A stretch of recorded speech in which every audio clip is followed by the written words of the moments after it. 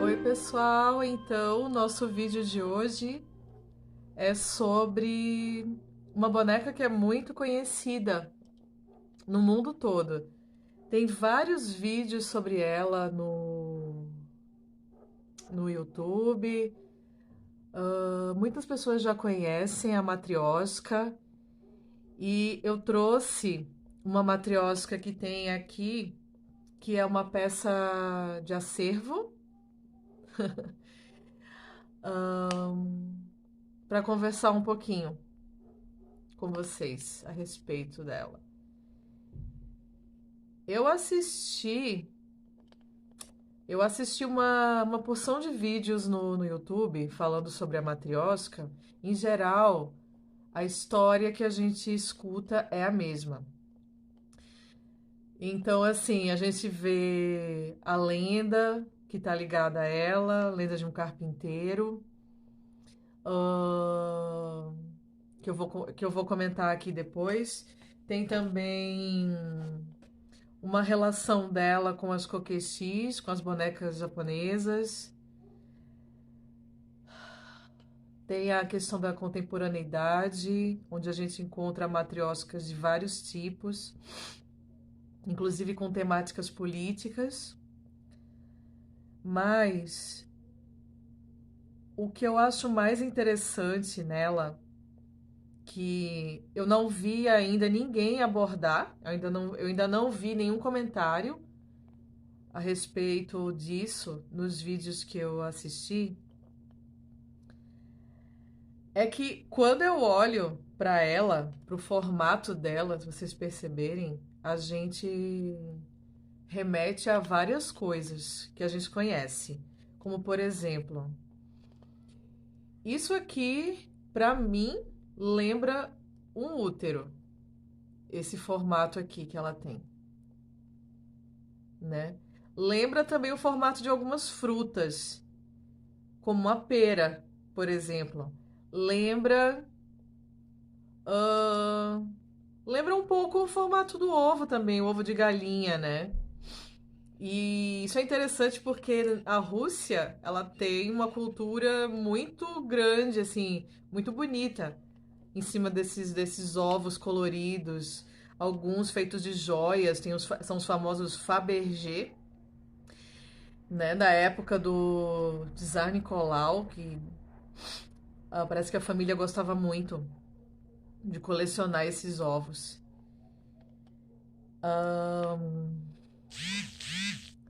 A gente vê também pelo formato dela, inclusive pelo material, ou melhor, sobretudo pelo material, que é a madeira,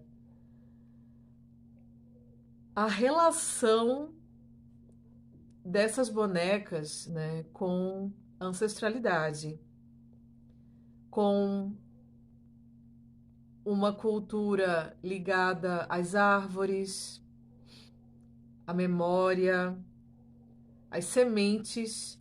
Também, isso aqui também remete a uma semente, esse formato aqui.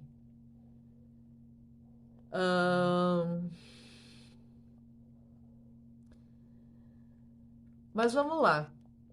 A lenda que rola muito por aí, que a gente escuta as pessoas contarem, que é a narrativa mais conhecida, é aquela do carpinteiro Sergei, que vai para dentro do bosque, encontra um pedaço de madeira, se sente muito sozinho, né? A narrativa de um homem que vive sozinho. E ele decide criar uma boneca com aquele pedaço de madeira. Então ele faz o pedaço de madeira, cria a boneca, né, a matrioska, batiza ela de matrioska e fica com ela dentro de casa. E daí ele começa todos os dias a dizer bom dia pra boneca, até que um dia ela responde pra ele. Inusitadamente, surpreendentemente, ela responde. Ela fala bom dia. E daí ele começa a ter um relacionamento com essa boneca. Não no sentido de um relacionamento, mas ele começa a interagir com essa boneca, a conversar com ela. Até que no momento ele percebe que ela tá meio triste, e daí ela fala o que que é. Ela diz que se sente muito só e que ela gostaria de ter um filho. E daí ele conversando com ela, comenta que isso é um problema, porque para ele criar um filho para ela, ele vai ter que cortar ela ao meio, né? E daí ela fala, não tem problema, pra gente ter algumas coisas na vida, a gente precisa de algum sacrifício, né? Principalmente quando se trata de um filho. Então ele parte ela ao meio, né? E temos a Triosca. Essa história segue sucessivamente, tá? A gente tem a Triosca. A Triosca fala a mesma coisa pro Serguei, pro carpinteiro. Daí ele cria Oscar, né? Que é a bonequinha seguinte. Depois Oscar traz o mesmo problema pra ele. Ele faz a mesma coisa. E daí a gente tem K, né? Até que K faz o mesmo pedido pra ele. E daí ele já tá meio cansado e tudo dessa história. K tem um filhinho. E daí, nesse miudinho aqui, esse bem pequenininho, que na minha boneca veio sem rosto. Coincidentemente, ele não tá pintado. O Serguei colocou um bigode. Então aqui, nessas 5 gerações, encerra a maternidade, né? Ele encerrou a história, porque senão ele não ia parar mais de fazer, de criar filho, de criar boneca. Então essa é a narrativa mais conhecida, que liga a ancestralidade. Então existem muitos tipos de matriosca, de várias cores, de vários tamanhos. Algumas chegam a ter mais de 40 bonecas. Então, o que a gente pode, a partir desse exemplo, dessa lenda, pensar um pouco, né? Refletir. O que eu acho interessante aqui, primeiro, é a questão da fertilidade, que está muito presente, a simbologia dessa ancestralidade que vai seguindo, né, da maior para a menor. A menorzinha aqui, ó. Essa miudinha aqui, né? Tem uma questão que eu acho muito pontual nessa narrativa, que tem a ver com o uso da madeira. A madeira, ela é uma simbologia, ela traz uma simbologia muito importante em várias culturas. E o que a gente pode pensar, né, a respeito da madeira? A madeira representa estabilidade, representa segurança, representa possibilidades, sustentação. Sustentação, eu acho que é uma das palavras mais significativas quando a gente pensa em madeira. Porque a árvore, ela é um símbolo de sustentação. O tronco da árvore, o caule, ele é a sustentação da copa da árvore. Então, você não pode pensar na árvore sem considerar essa, essa característica, essa qualidade da planta. Tirar alguma coisa do espaço de sustentação de uma árvore significa trazer isso pra gente. Então, quantas coisas se podem fazer de madeira? Muitas. A começar por casas, né? Casas, móveis. Você pode fazer toda uma casa de madeira e colocar os móveis e criar todos os móveis que você precisa. E se abrigar, se proteger, se sustentar. Além dessa questão da sustentação, a madeira também traz a questão da memória, a questão da vida, né? A árvore da vida.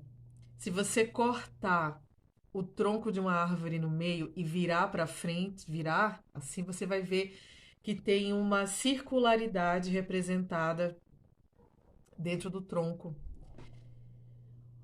onde por ali corre toda a seiva da árvore. Esse tronco é vivo. Ali dentro está o núcleo por onde circula a vida.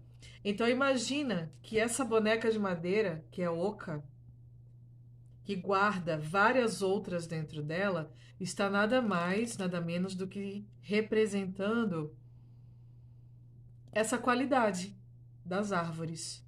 A qualidade que existe de você pensar que dentro desse ser vivo corre uma vida de uma maneira circular, de uma maneira muito duradoura. Tem árvores que duram milênios. Tem árvores que se mantêm vivas, que se mantêm em pé, que se sustentam durante mais de 2000 anos. Por mais de 2000 anos. Isso é uma coisa impressionante, se a gente for pensar. E de onde que ela está tirando essa seiva? De onde que ela está tirando essa vida? Da terra. Então as raízes dela estão trazendo, né? Toda essa... Como a terra está viva, ela está trazendo do fundo da terra essa força, essa sustentação. No momento que a terra não existe mais, ela não pode mais trazer, não pode mais se sustentar, nem ela e nem nada que tá na terra, que repousa no solo, o que se mantém no solo. Então é uma coisa muito profunda o que a gente está falando aqui, né? É mais do que considerar lindas bonequinhas que vão da maior para menor ou da menor para maior e que o nome é um apelido para mãe, é uma forma carinhosa de se chamar mãe, de se referenciar às matronas, as mulheres que cuidam da família e que preservam a casa e que encabeçam a força de uma geração. Tem muito mais por trás. E uma outra curiosidade que particularmente me chama a atenção é que os artesãos, a maioria dos artesãos que fazem essas bonecas são homens, não são mulheres. Porque a gente está lidando com uma coisa que tem uma carga feminina muito forte. E de repente pensar que quem traz a possibilidade disso se concretizar nas nossas mãos são homens, na sua maior parte, é uma curiosidade muito boa. É uma coisa que desloca o pensamento da gente. Principalmente pensamentos segmentados, pensamentos que privilegiam só o feminino ou que privilegiam só o masculino. É preciso força para se fazer uma matriosca. Força e delicadeza. Então você tem os princípios masculino e o princípio feminino envolvidos nesse feitio. E depois a pintura, que em geral é feita por mulheres. a pintura das matrioscas é feita por mulheres, na sua grande parte. Não necessariamente, mas é um conjunto de forças que está ao redor dela que a gente precisa considerar. Mas, sobretudo, essa questão que eu coloquei da memória que se encontra presente nas árvores, na madeira. E é claro que hoje em dia, hoje na atualidade, existem matrioscas feitas de outros materiais, mas a gente tem que sempre se reportar à tradição, se reportar ao início. Então, da mesma maneira que as kokeshis. Então, madeira, memória, vida, seiva, sustentação, força, delicadeza, presença, e eu diria espiritualidade. Não no sentido New Age da espiritualidade, mas num outro sentido. É um sentido mais ligado às questões práticas da vida. Então, assim, se a gente for pensar no momento em que o carpinteiro corta a boneca ao meio para poder proporcionar um bebê para ela, uma outra vida,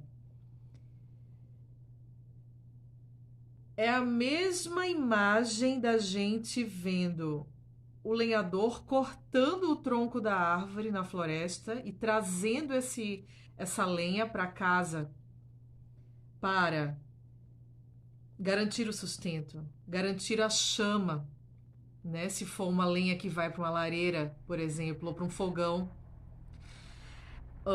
ou se vai ser uma madeira que vai servir para se fazer um móvel, uma cadeira, uma casa. Então ele corta ela ao meio, da mesma maneira que o lenhador corta o tronco da árvore, retirando ela do meio natural, do bosque, e trazendo para a sua vida, trazendo para o seu convívio, trazendo para o seu sustento infinitamente. Então, por meio do seu trabalho, né? Não podemos esquecer isso para terminar. Então, é tão bonito de se pensar o significado simbólico por trás dessa bonequinha tão fofa que não dá pra gente deixar de lado, né? Eu tenho vontade de ter várias. Essa aqui é uma peça de acervo. Espero um dia poder ter muitas outras, porque é maravilhoso e é muito bom a gente ter uma matriosca em casa. Então, eu espero que vocês tenham gostado muito desse vídeo. Compartilhem ele e deixem os comentários de vocês, caso queiram falar alguma coisa a respeito delas, eu vou adorar. Tá, pessoal? Um abraço e até a próxima.